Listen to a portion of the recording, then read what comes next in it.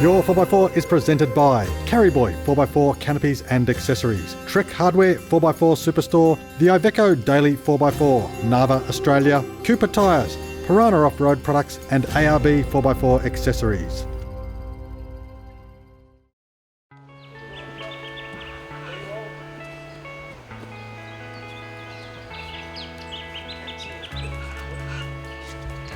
Officially the second day of the trip today. We spent the first night in the swag of the next sort of 4 or 5. As I do, I sleep very well in the swag. Woke up this morning, had a great morning, bit of a slow start. Cooked a Parisian style breakfast for everyone.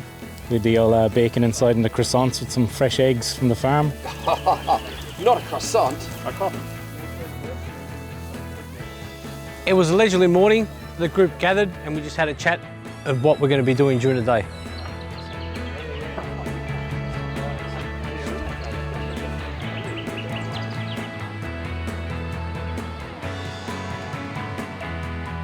All right, are you all ready to go? Ready? Yes. Ready? Half an hour ago, boys. Right. And the rest. All right, in your vehicles, let's go, let's get on the road. Alrighty. So Danny, do I get to drive today? What, you want these things? Yeah, of course. You're joking, aren't you? You're not getting them.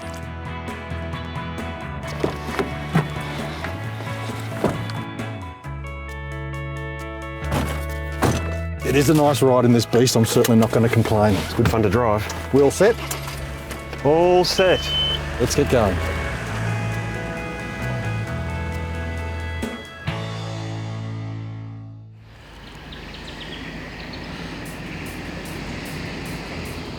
The high country has just such a diversity. You're only a few hours from home, which is nice for a change, but in the 10 years we've been doing your 4x4, we've certainly seen a lot of Australia. We've been to the high country a few times and it still has a stack to show us all.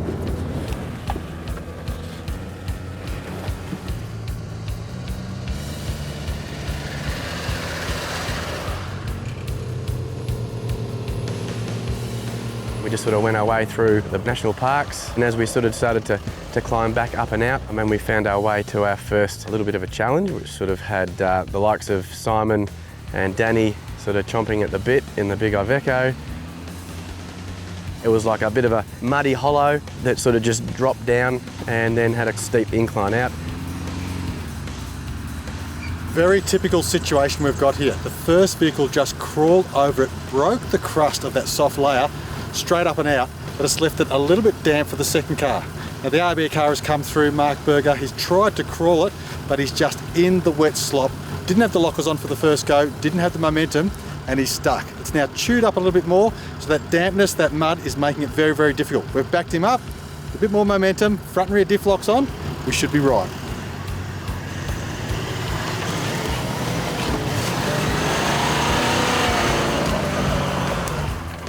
Crawled its way through, and then the grandfather of four-wheel drive, Alan Johnson and Barb, took the mighty 80 through. All right, we're moving off.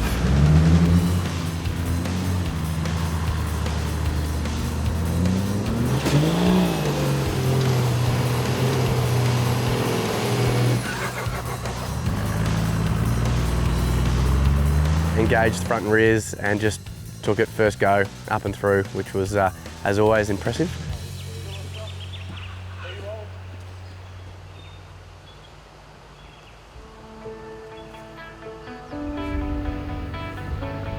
Heading up to Mount Kinabalu, it was glorious. The views on the rise, I think it was nearly 1,800 metres we were up, and through the timber and everything, it was just glorious to look at. The land starts to lose the thick bush and you get open, wide plains and you just have views. I mean, the views were just absolutely sensational. The trees start to change and you start to get those more alpine snow gum type things, which is just magnificent. Yeah, meandered our way across the top of the mountains and then came down the hills with just breathtaking views, just amazing. The weather's been fantastic, you know, beautiful blue skies. On the way up to Mount Kinabalu, some reasonably steep hill climbs out there, nothing overly challenging. Anyway, we got to the top and we've just been so lucky today and we've just had some just unbelievably magnificent views. Sitting out on top of the mountain, just enjoying the view, and it's great to see the snow on top of the mountains.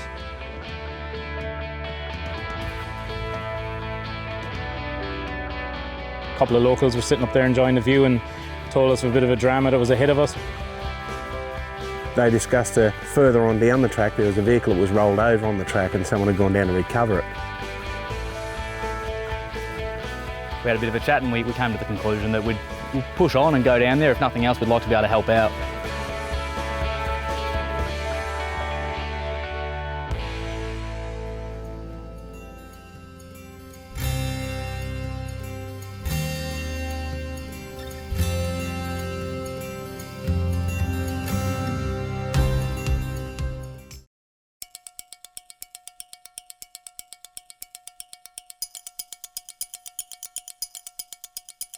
We headed down the hill, it wasn't too long, we got to the vehicle and it was a write-off. Coming across the vehicle, you could see how it had happened. Dropped into a hole on the side and over it went. The vehicle was a total write-off, no glass or anything left in it. Not a very good way to end your four-wheel drive adventures. Now we've come across this rolled vehicle here.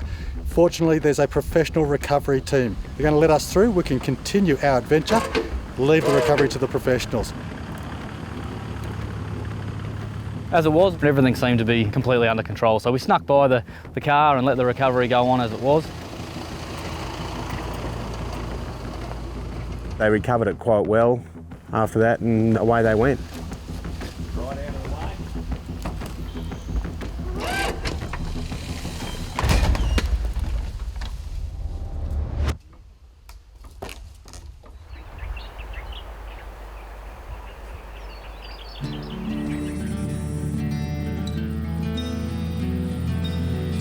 Eventually we came down to the bottom of the hill and ultimately we ended up here. We're at Tom Groggin Station and it is absolutely magnificent working station. They have about 400 to 500 head of cattle on 900 hectares of land. This is a cattle station, does Angus cattle. Just amazing, just a little nest within the mountains, just a beautiful spot.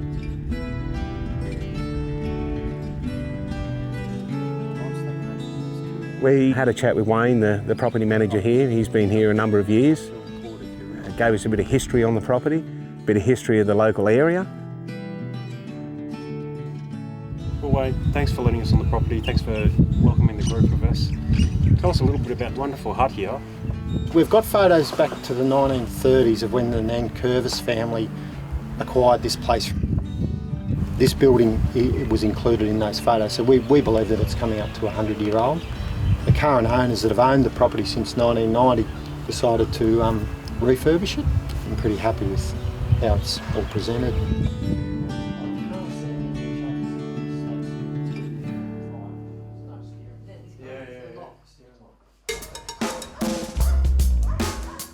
And I went to Tom Groggin, crossed a ford and picked up some gravel into the disc rotors and it started making this horrible squealing sound. We've got some tools, let's have a crack at fixing this. We've picked up a small stone. They get in behind the backing plate of the brakes here. It's not really doing a lot of damage, but it's certainly something you don't want to be driving a long distance with. So we're going to have a good crack at seeing if we can clear this out now.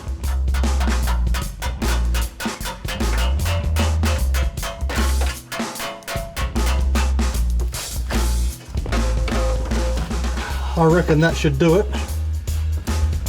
Beautiful. Thank you.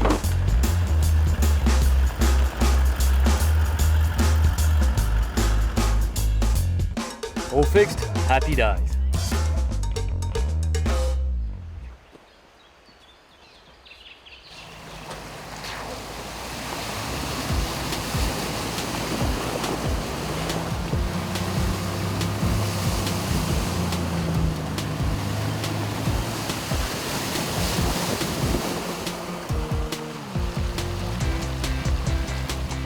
Danny, time for a quick chat? Yeah, sure. Come over here. Group's a little bit concerned we might be ending up late into camp tonight. To tell you the truth, I am a bit too. Talking to Wayne up at Tom Groggin Station, and he thinks it's about a 6-hour drive to get to camp. 6 hours, serious? 6 hours. Danny, that's going to get us there at like 8 o'clock tonight. Doesn't matter if we set up in the dark. I'm not worried about you and I'm probably worried a bit about them. Is there anything you can do? While you were talking to the guys over there, I did pull the map out and have a bit of a look, and I think I've found a bit of a shortcut. Tracks are open, I know that, and I think it'll get us into camp at a decent time. All right, let's get this mob organised and get back on the track. Well done.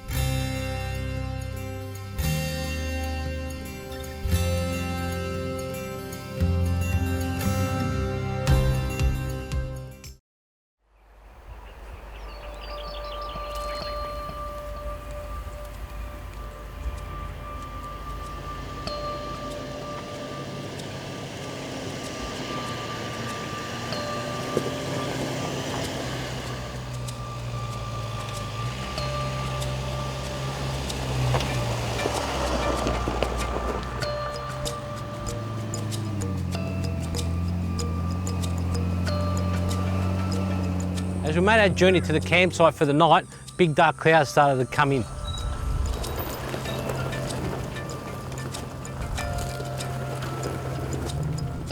Being in the high country, as you know, the weather conditions can change very, very quickly. We got rain, and it was very, very heavy rain. We thought coming into the campsite we might be drowned that night.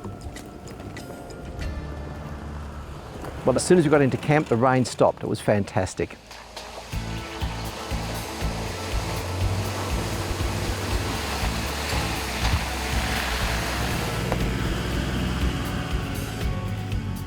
Well, Simon, we made it. Still daylight. You did it. Nice shortcut, Danny, I like that. What a fun track, but what a sensational campsite right on the Murray River. The campsite's awesome. I like the forward driving to get here. It was a good way to finish off the day, but a few dark clouds rolling in. You know what? It'll keep the dust down for tomorrow. Hopefully it's just a shower.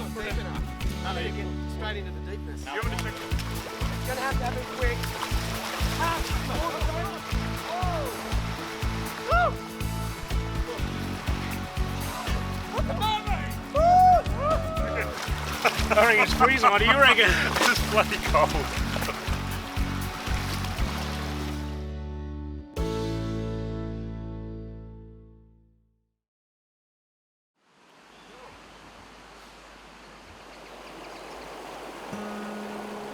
After a refreshing night's sleep alongside the Murray River, we woke to another glorious morning, but my first stop was a fresh coffee. Mark had also brought along his coffee gear and offered me a morning espresso. With fresh cartel roasters beans and Mark on the tools, it was a wonderful start to the day before hitting the tracks.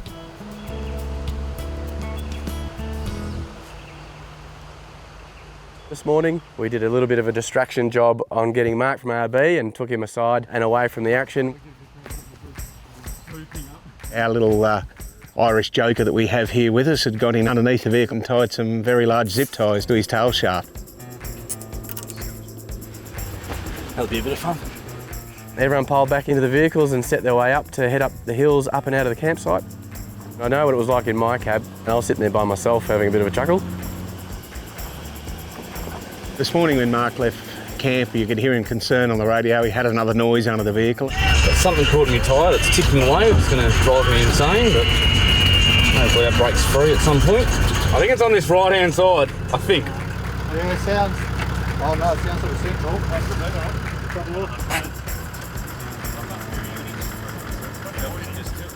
Will it? Oh jeez, I think you've done a uni.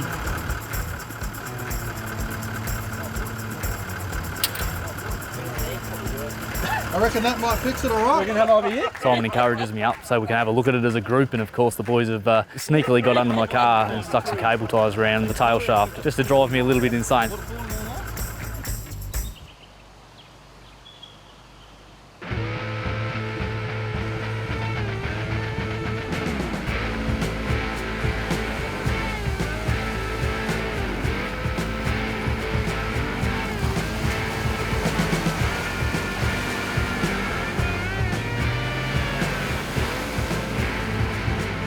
It wasn't too long before we found ourselves at the bottom of a fairly substantial hill climb.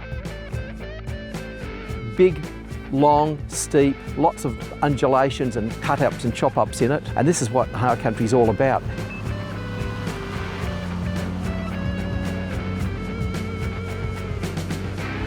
Quite soft ground. There wasn't really a great deal of rock in it. It was actually just really dry and dusty with big wallows and steps coming through it, which everyone came up to.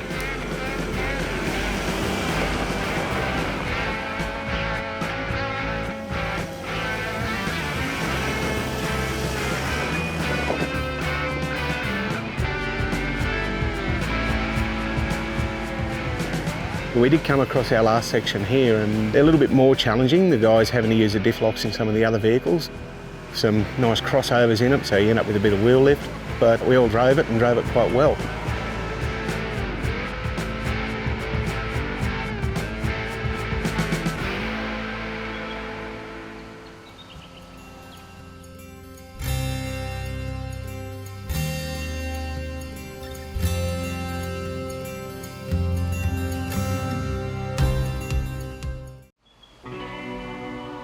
We're halfway through this hill climb and we've actually got a bit of a strategy in place. The vehicles we've got to the top so far are our vehicles with diff locks. They're the more capable vehicles and they're up here because they will be the recovery vehicles. Now the one we're really worried about is Luciano in the VW. Now it's not Luch we're worried about, it's actually the vehicle itself. So let's get him up next, we'll see how he goes.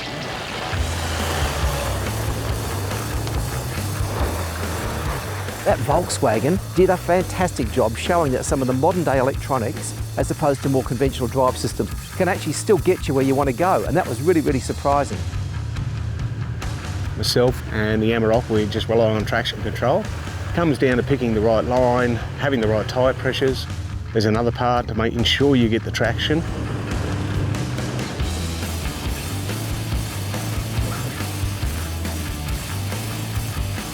Had a bit of fun getting some of the IFS vehicles with nothing more than traction control up, and that was a bit of fun too, just seeing how these cars all got up. Realistically, everybody drove really well and got the cars up there, really showcased good driving styles and how you can manage a hill like that. What a great little hill climb that was. Good little challenge to not too far out of camp. It was really interesting to see the different lines, the different drivers, the different vehicles. Everyone seemed to make it to the top without too much trouble though, but I've got a sneaking suspicion that we've got a few more challenges for the rest of the day.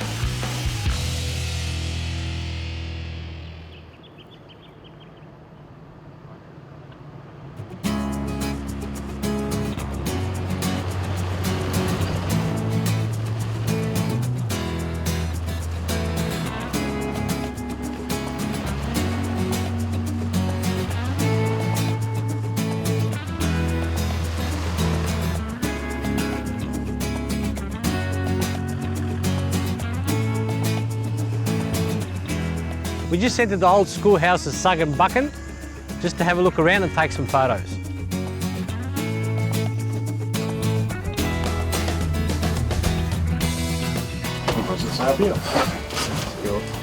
First official granting of a departurising licence for Suggan Buckin was issued to William Woodhouse in April 1843. According to the records obtained from New South Wales State Archives, it was used from about 1865 or about 110 years ago. It consisted of 2 rooms with a large stone fireplace at one end. The first schoolhouse in this part of the Gippsland. It's still standing in its original form today.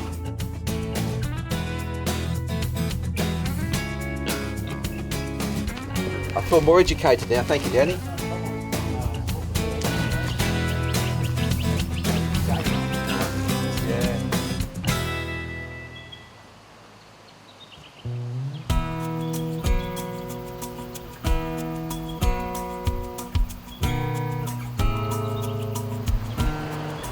As we were coming into camp, we had a beautiful section on the top of one of the little summits over there.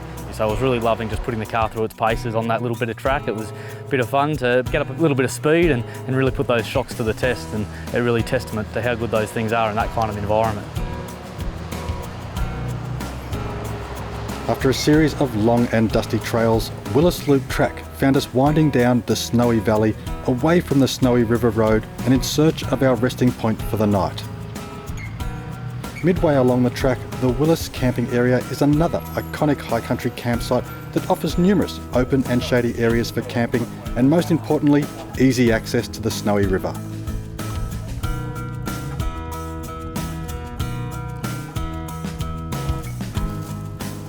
With ample fresh water, great company and the promise of a hearty camp feed and a good night's sleep, we were all set for a relaxing end to another spectacular day trekking across the incredible Victorian high country.